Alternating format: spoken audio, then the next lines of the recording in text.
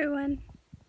So in my last video I mentioned that I collected some black walnuts and I've hulled them and they've dried and everything, and I tried wrapping one of them in just like an old rag to crack it, and that worked fine, but it made some holes, so if I crack all of them it's just gonna turn into a piece of trash basically.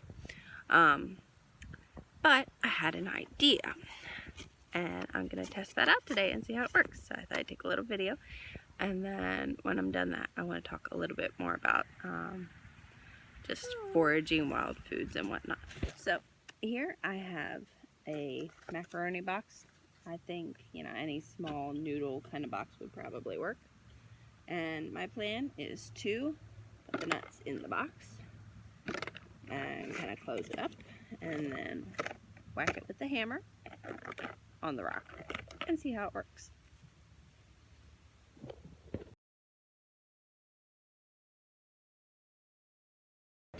Alright, so I tested that theory out and it did a reasonable job. However, it did pretty well shred the box.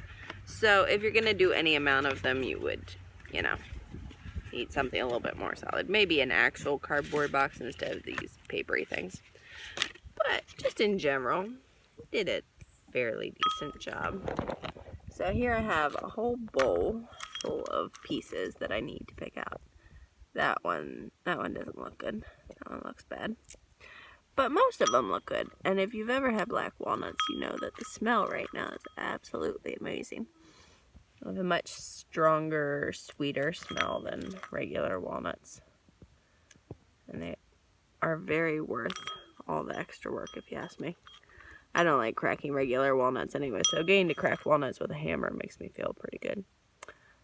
Anyway, so I'm going to finish these, and then I'll pick them all out and put them in a jar or bag or something.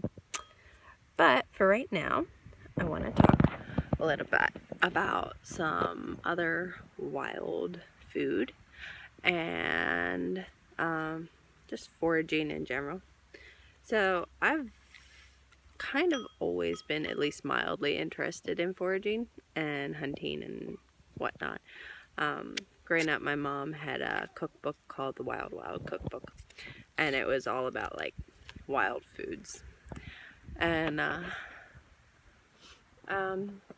one of my favorites, which fortunately we have tons of in this yard, so I'm really excited about harvesting some of this later, is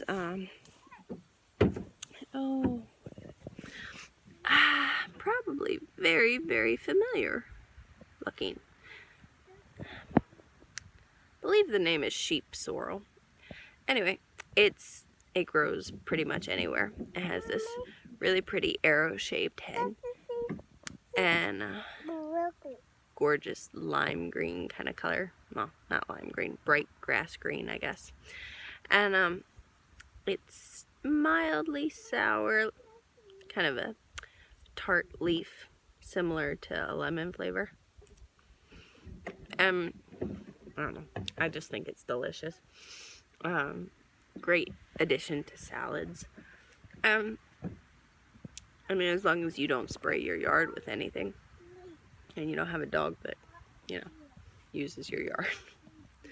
You take it in, you wash it off, put it through the salad spinner, and it's a lovely addition to a salad, which is great for me because I have a really hard time growing lettuce.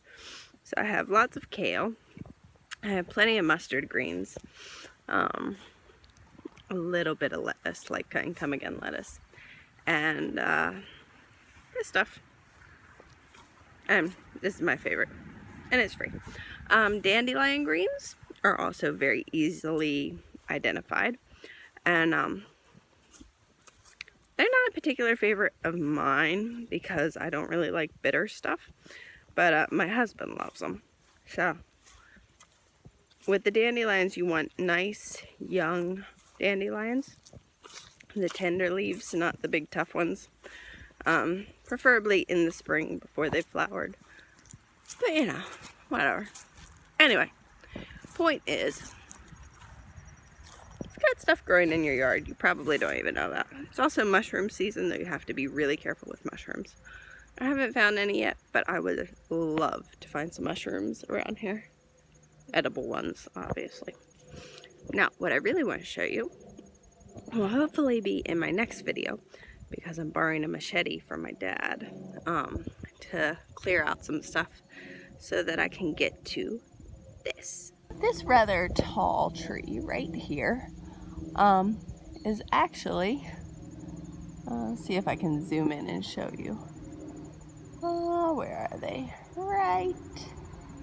Where's my finger? Right there. See those little clusters?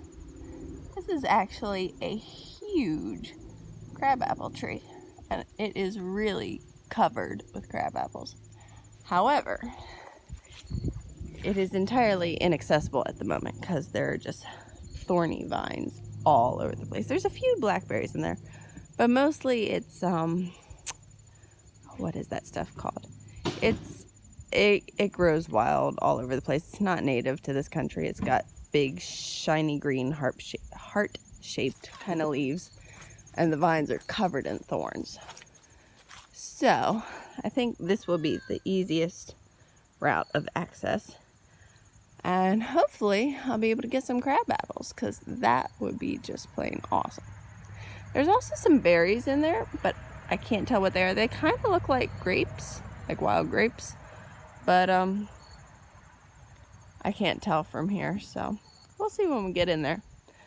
But anyway, yeah, crab apples. That should be up next. All right, see you guys next time.